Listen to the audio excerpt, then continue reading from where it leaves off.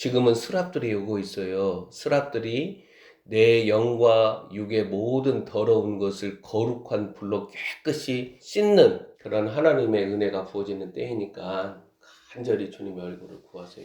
마가복음 13장 1절에서 13절 말씀 봅니다. 자, 유대인들에게 예루살렘과 성전, 이 물리적 성전의 존재는 기독교 지상교회와는 비교할 수도 없고 상상할 수 없는 정신적 신념과 깊은 종교심이 배어 있습니다. 현재 이스라엘은 제3성전 건축과 문자적 율법적 메시아 왕국 건설을 위하여서 참혹한 전쟁의 화마를 짚어가고 있습니다. 그래서 이스라엘 군인들의 군복이 오른쪽입니까? 왼쪽인가? 여기를 보면 그들이 차지하고자 하는 땅에 그 지도가 옆에 그려져 있어요. 그래서 이란이 이스라엘을 공격한다? 이스라엘이 이란을 공격을 해요. 지금까지도 메시아로 인정하지도 않고 영접하지도 않는 나사렛 예수 그리스도께서는 단호하게 이스라엘의 신념과 행위에 관하여서 심판을 명하십니다. 하나님의 집, 성전의 의미와 예루살렘, 시온의 의미는 오늘날 이스라엘의 정치적 분사적 이해와 전혀 다릅니다. 지상교회가 여기에 함께 휩쓸려서 동조하면 절대 안 돼요. 메시아 예수 그리스도를 인정하고 지금이 마지막 때라고 인정하는 랍비는 거의 없어요. 유대인들 랍비들이 기독교 예수 그리스도를 향해서 뭐하라고 말하는가 생생한 목소리를 들어봐요.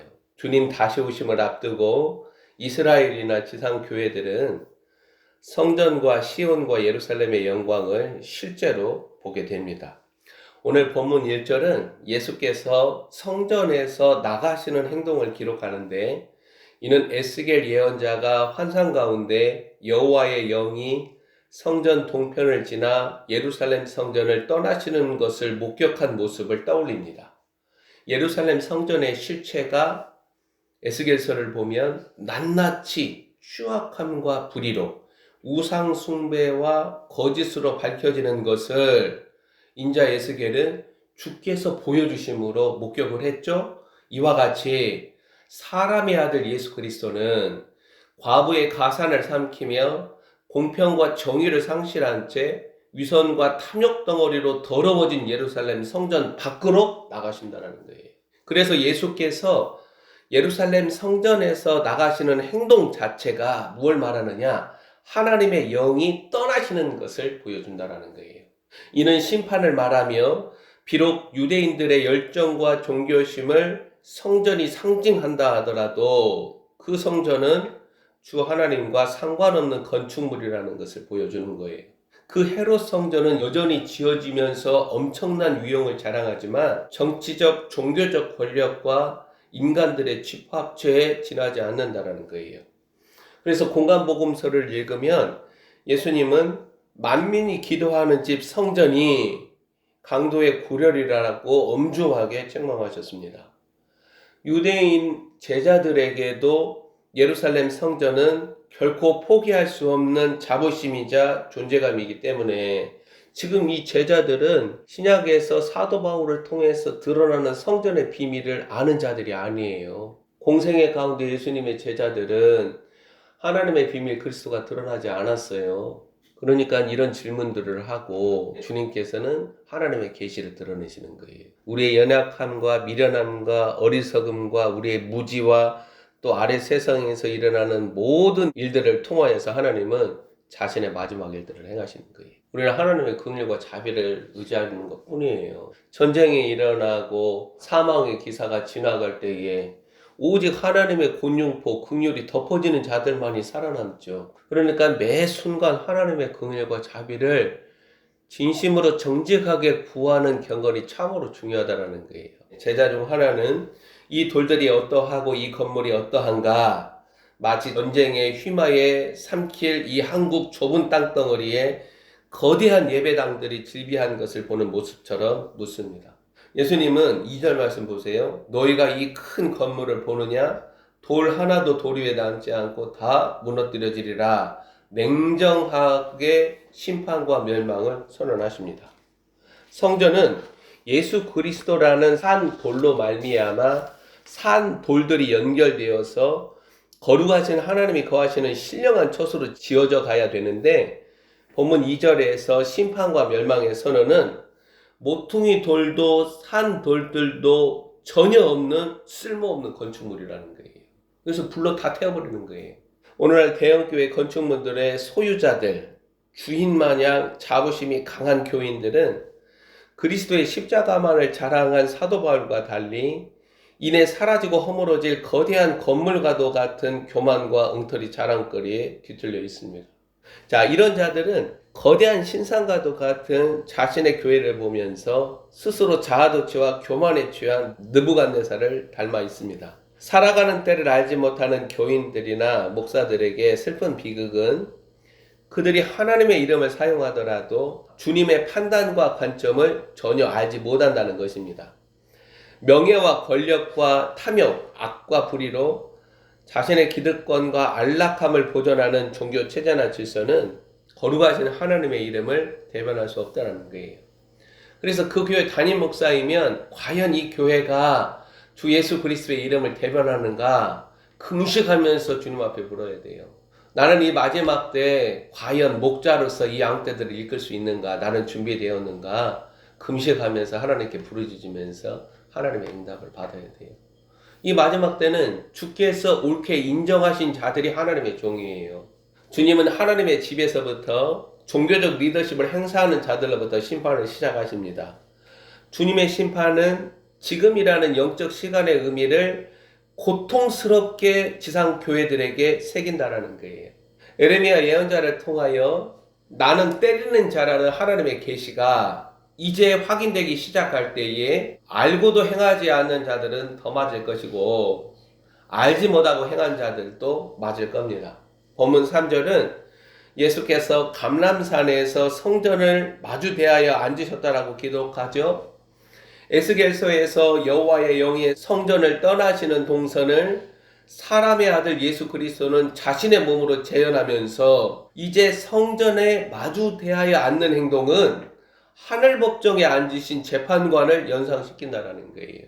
심판과 멸망을 선언하시고 집행하시는 재판관을 향해 사람의 아들 주 예수 그리스도를 향하여서 베드로와 야고보와 요한과 안드레는 묻습니다. 4절 말씀 읽어보죠. 우리에게 이르소서 어느 때에 이런 일이 있겠사오며 이 모든 일이 이루어지려 할 때에 무슨 징조가 있사오리이까? 아멘. 이 질문에 예수님은 하나님의 계시를 드러내십니다. 하나님의 계시는 하나님의 영으로 말미암아 드러나고 이해되어 증거되어야 돼요. 신학적인 공부와 연구로 두뇌 능력에 실린 묵상으로 마가복음 13장에 드러나는 하나님의 계시를 바르게 온전하게 읽을 수는 없다라는 거예요. 마태복음 24장도 마찬가지예요. 수많은 책들을 펴내는 일은 어리석고 그런 작업이 하나님의 비밀 그리스도를 아는 일도 아니에요. 그들은 하나님을 아는 지식에서 일도 자라가지 못한 사람들에 불과합니다. 우리가 오늘 본문 1절 2절을 참조할 때 유대인 제자들의 주 관심사는 1차적으로 예루살렘의 성전 파괴가 어느 때에 이런 사건이 일어나는가이고 예수님은 이에 답변을 먼저 주고 계시다라는 거예요. 마가복음 13장에서 예수님은 3번이나 5절과 9절과 23절에서 주의하라 조심하라 경고합니다. 유대인들에게 예루살렘 성전 파괴와 멸망은 천재지변과 같은 파국적인 사건으로 하나님께 바쳐졌다라는 나라와 민족과 정체성이 부정당하는 사건이라는 거예요. 그들의 정신적, 영적 붕괴를 가져오기 때문에 엄청난 미혹과 거짓과 속임의 역사가 왕성하게 나타납니다. 예수님은 제자들에게 성전 파괴와 민족과 나라의 멸망과 같은 사건들의 5절로 사람들의 미혹을 경계하라고 말씀합니다. 이것은 마지막 때 지구적으로 범람하는 용과 적그리스도 짐승과 그 거짓 예언자의 능력으로 미혹과 거짓의 역사를 그리스도의 군사들이 대적하고 경계할 것으로 이해됩니다. 많은 사람들이 내 이름으로 와서 즉 권위와 정당성을 끌어쓰면서 내가 바로 그리스도라고 자칭하면서 많은 사람들을 미혹한다라고 경고합니다. 성도들은 자신이 무방비적으로 허용하는 사역자들, 특히 성령발 사역을 주장하면서 인지도를 가진 자들의 증거를 타고 실려오는 거짓 영들, 미혹의 역사에 예리하게 분별하며 대적하는 경건의 능력을 구비해야 합니다. 요한일서에서 영을 다 믿지 말라. 주께서 경고하신 거예요. 그 사람이 아무리 막 기도를 많이 하고 금식하고 천국을 몇 번 갔다 오고 주님이 나에게 말씀하셨다 하더라도 영을 다 믿지 말라. 왜? 사도들과 예언자들을 통하여 발해지는 하나님의 계시에 어떤 자들이 일어나서 대적을 한 거예요? 감독들과 집사들, 이 발람, 고라와 같은 자들, 니골라와 같은 자들이 일어나서 대적을 한 거예요. 이 마지막 때도 똑같이 일어나요. 예수께서는 제자들의 두 가지 질문에 대하여 답변을 하시면서 3번이나 주의하라, 조심하라, 경고하셨다라는 사실은 앞으로 일어나는 지구적인 미혹과 속임의 역사의 대부분 이스라엘이나 지상교회들이나 무너진다라는 현실을 말해주는 거예요. 심판하러 일어나시는 주님을 알아봐야만 우리는 회개할 수 있어요. 또 제자들은 성전 파괴와 관련하여 4절 말씀을 보면 복수로 표현해서 이 모든 일들과 징조를 묻습니다. 그래서 이하 절들을 주님 다시 오시는 재림의 전조 현상으로 읽기보다는 성전 파괴, 즉 나라와 민족과 정체성이 부정당하는 현실과 관련해서 우선적으로 읽어가려고 합니다. 지금 이스라엘은 제3성전과 구약 제사를 위하여 전쟁을 확전시키면서 정치적 군사적 메시아 왕국을 건설하려고 합니다. 하지만 제3성전은 적그리스도와 관련이 있지 우리 주 예수 그리스도와 아무런 상관이 없다는 거예요. 나라와 민족과 성전이 부정당하는 현실은 많은 거짓된 자들의 미혹, 그리고 7절 말씀을 보면 민족과 민족, 나라와 나라 간 분쟁과 전쟁, 곳곳에서 일어나는 지진과 기근이라는 재난의 시작을 물고 있습니다. 재난의 시작은 끝을 향한 여정으로 심판하시는 주님의 뜻에 묶여있는 특별하고 한시적인 시간으로 완성으로 나아갑니다.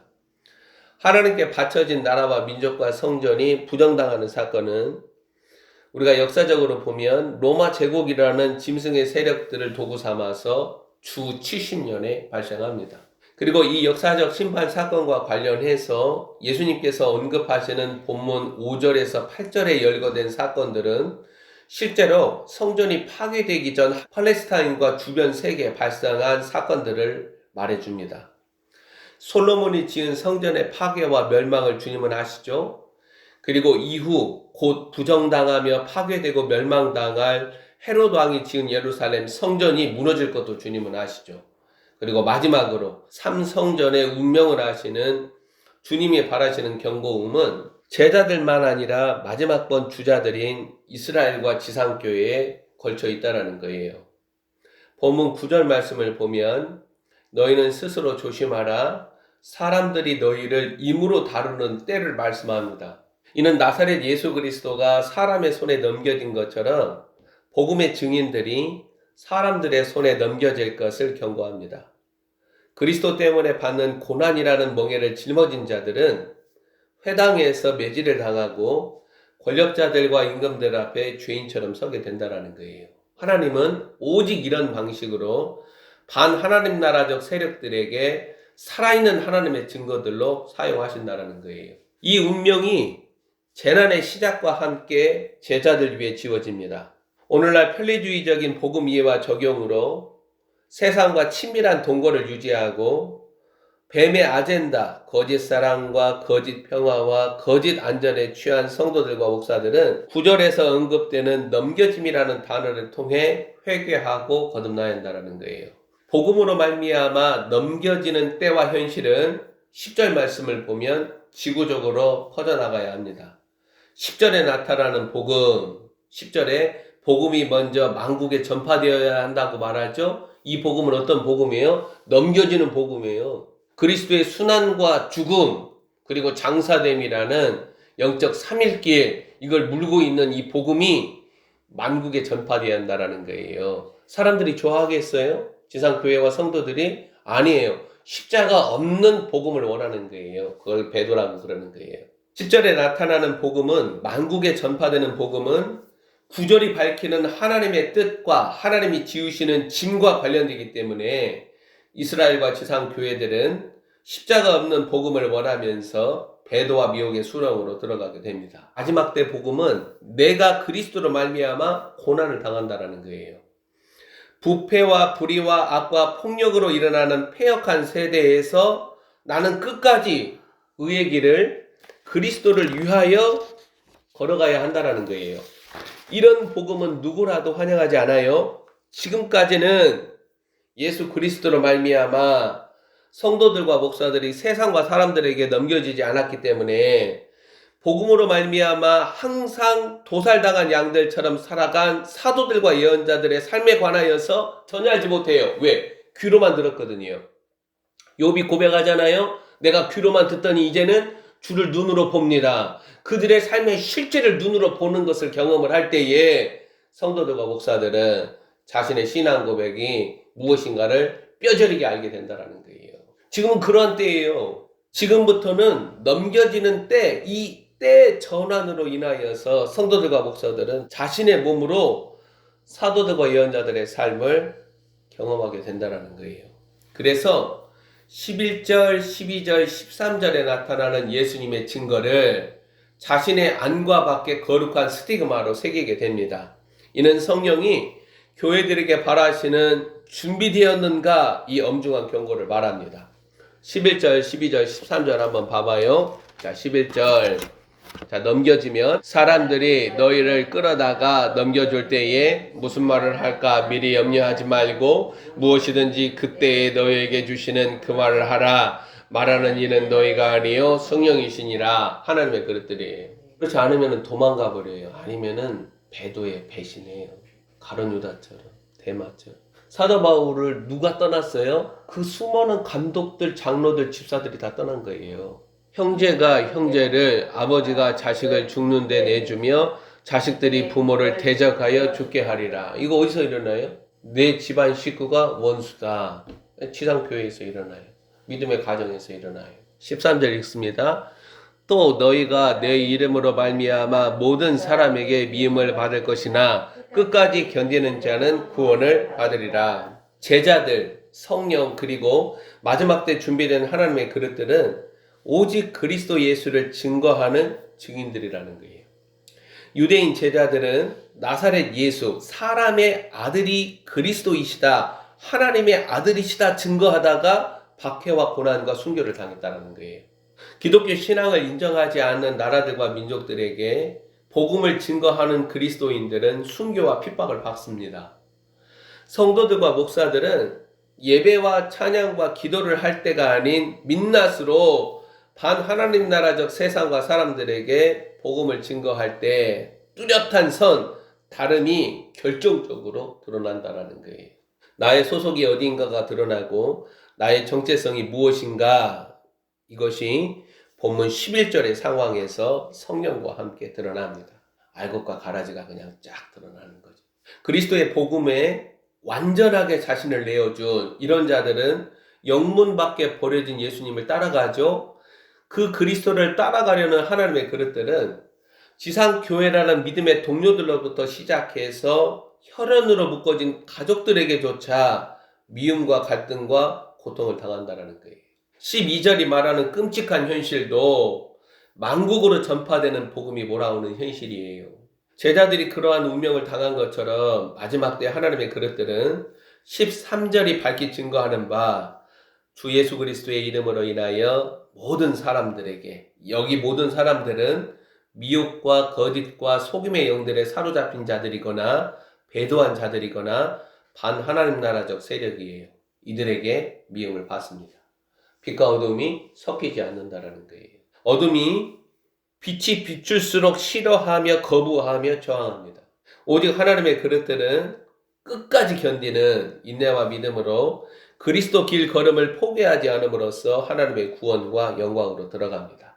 마지막 때 환난과 인내의 현실을 짊어지고 믿음과 인내로 걸어가는 하나님 나라 씨들로 성도들은 준비되어야 합니다. 성도들과 목사들은 한 달란트 받은 마지막 주자들입니다. 일어나는 패역한 세대 가운데에서 인자의 때를 사모하며 기다리는 준비된 자들로, 증인들로 나타난다라는 거예요. 이 마지막 때는 다 자기가 옳은 소견대로 하나님의 이름을 불러요. 사사기 시대라는 거예요. 예수 그리스도의 자취를 따라간 사도들과 예언자들의 삶을 신실하게 걷는 하나님의 종들로 자신의 삶을 준비해야 합니다. 우리 할렐루야 영광교회는 그리스도를 얻고 그 안에서 발견되는 것으로 그리스도를 쫓아가야 합니다. 누구처럼? 사도 바울처럼. 그의 이 마지막 때 어린 양의 신부들, 하나님의 살아있는 증거들, 의와 성결과 거룩의 장벽들로 나타나는 자들의 삶의 운명이에요. 기도합시다.